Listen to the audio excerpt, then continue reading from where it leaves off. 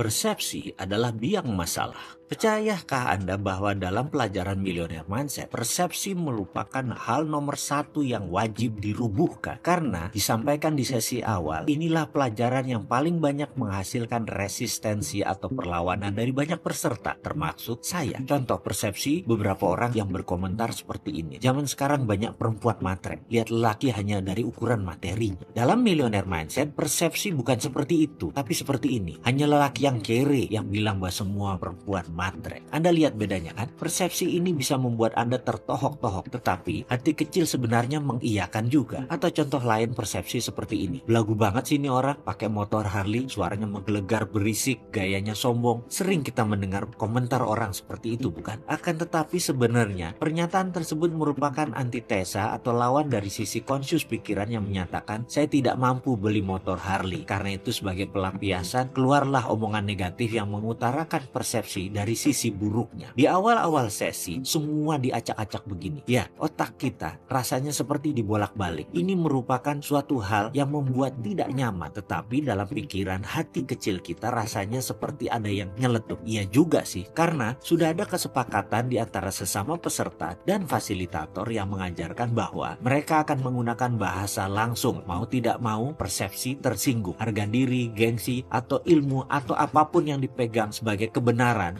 versi diri peserta harus ditanggalkan, harus ditinggalkan. Sama seperti sahabat yang mendengar atau menonton video ini. Anda harus berani meninggalkan apapun yang Anda pegang saat ini demi pelajaran baru yang akan kita dapat bersama video ini. Pasalnya, membawa persepsi lama akan membuat Anda menjadi seperti Anda sekarang. Jadi, di dalam video ini, kalimat dan kata-kata derek akan menjadi senjata percepatan pembelajaran. Contohnya ketika saya dijadikan subjek tanya jawab, Mr. Mardigu, what do you think about Bentley or Rolls Royce? Quick answer, no thinking please. Saya jawab, mobil mewah, mobil mahal, mobil orang kaya, mobil buat pamer. Good, that is snap answer. Very straightforward and it shows that you are having a poverty conscious, katanya. Dia mengatakan bahwa saya memiliki kesadaran miskin, poverty conscious. Iya, dia bilang itu membuktikan bahwa saya memiliki kesadaran miskin. Sekali lagi, kemudian dia melanjutkan, kamu berjarak dengan kekayaan. Karena itu kamu kerja sekuat tenaga, tapi pola pikir kamu miskin akan membawa kembali kamu ke dunia miskin. Saya terkejut dengan penjabarannya. Tapi karena sejak awal sudah disepakati untuk tidak boleh tersinggung dan harus siap jika persepsi kita dirubuhkan, kata-kata tersebut pun rasanya nancep langsung ke akar pikiran bawah sadar saya. Bruce, how about you? Si fasilitator Geoff bertanya kepada peserta dari Filipina yang botak, skinhead. Dijawab cepat oleh Bruce. That's my car. Kontan seisi kelas tergelak. That's what you call prosperity conscious. Tukas si Geoff. Ya, Geoff langsung berkata bahwa itu adalah kesadaran kemakmuran. Kalimat itu membawa saya melamun. Teringat kembali suatu masa ketika saya sedang berdialog dengan Ketut Mas Agung, anak ketiga dari keluarga Mas Agung, pendiri toko Gunung Agung, toko Wali Songo, pemilik Pullman Hotel, gedung Wisma Nusantara, dan banyak hotel lagi. Saya mengenal Ketut Mas Agung lebih dari 25 tahun. Bahkan sampai saat ini kami masih seminggu sekali bertemu dan masuk dalam WA group bersama. Suatu hari saya bertanya kepada sahabat saya ini, bro, bagaimana asal muasal keluarga Mas Agung membangun bisnis yang berkelimpahan hingga makmur seperti sekarang? Awalnya apa yang almarhum Bapak Mas Agung lakukan? Singkat cerita, beliau mengisahkan bagaimana bapaknya dulu sebagai pegawai bagian sales yang gigih. Setiap hari berjualan buku, namun di hati kecilnya ia selalu berkata bahwa bekerja seperti itu artinya membangun kerajaan orang lain, dan ini ada batasnya. Pemikiran itu pun memenuhi isi kepalanya setiap saat. Dia ingin membuka usahanya sendiri, membangun kerajaannya sendiri. Kemudian ada satu rumah di Jalan Kuitang nomor 10 yang setiap hari selalu ia lewati. Dia selalu menghayal andai dia bisa memiliki rumah itu, kemudian menjadikan tempat untuk memulai usahanya. Rumah itu dimiliki sepasang suami istri warga negara Belanda, dan suatu hari mereka sekeluarga harus meninggalkan Indonesia karena sejak perjanjian Linggarjati ditandatangani, Belanda harus angkat kaki dari Indonesia. Akhirnya keluarga pemilik rumah di Jalan Kuitang pun memasang iklan di koran dengan harga yang sangat murah. Akan tetapi tidak ada peminat. Kemudian mereka memasang informasi di depan rumah dengan harga yang lebih murah lagi. Juga tidak ada yang peminat. Sampai suatu hari sang istri berkata kepada suaminya, "Sayang sekali kita meninggalkan aset di negeri orang seperti ini. Bagaimana kalau kita tawarkan kepada orang yang lewat? Saya perhatikan ada seorang anak muda berwajah oriental setiap hari lewat, dan dari raut mukanya sepertinya dia orang yang berdedikasi, rajin kerja, pandai, siapa tahu dia berminat, Pak." Anak muda yang dimaksud istrinya tak lain adalah Mas Agung. Maka suatu hari ketika Mas Agung lewat, dipanggil dia dan ditawarkan rumah tersebut. Tentu saja tawaran tersebut disambut antusias oleh Mas Agung. Sayangnya, begitu disebut harga, Mas Agung tidak sanggup. Padahal harga tersebut super murah dibanding penawaran via koran, bahkan harga yang ditempel di depan rumah tersebut. Tapi apa mau dikata, uang Bapak Mas Agung belum terkumpul sampai sebegitu. Akhirnya sang suami menawarkan solusi agar Mas Agung mencicil selama 5 tahun. Mas Agung pun menyetujui. Dia berusaha keras bekerja, menyicil kewajibannya yang dikirim langsung ke Belanda. Dan benar, 5 tahun kemudian dia lunasi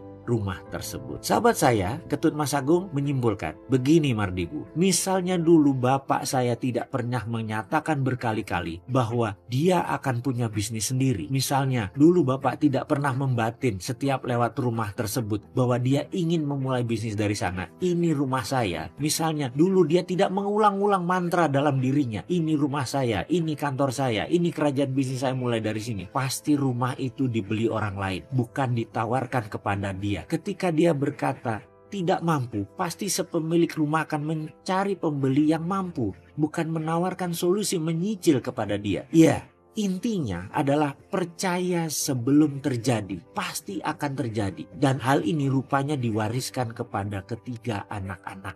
Pada saat sesi tanya jawab dengan Geoff tentang persepsi prosperity conscious versus poverty conscious atau kesadaran kemakmuran melawan kesadaran miskin, saya pun nyambung dan saya memperoleh aha experience atau pengalaman yang membuat dalam hati saya berkomentar, aha, saya ngerti sekarang bahwa prosperity conscious itu harus ditanamkan jauh-jauh hari dan semuanya pasti terjadi.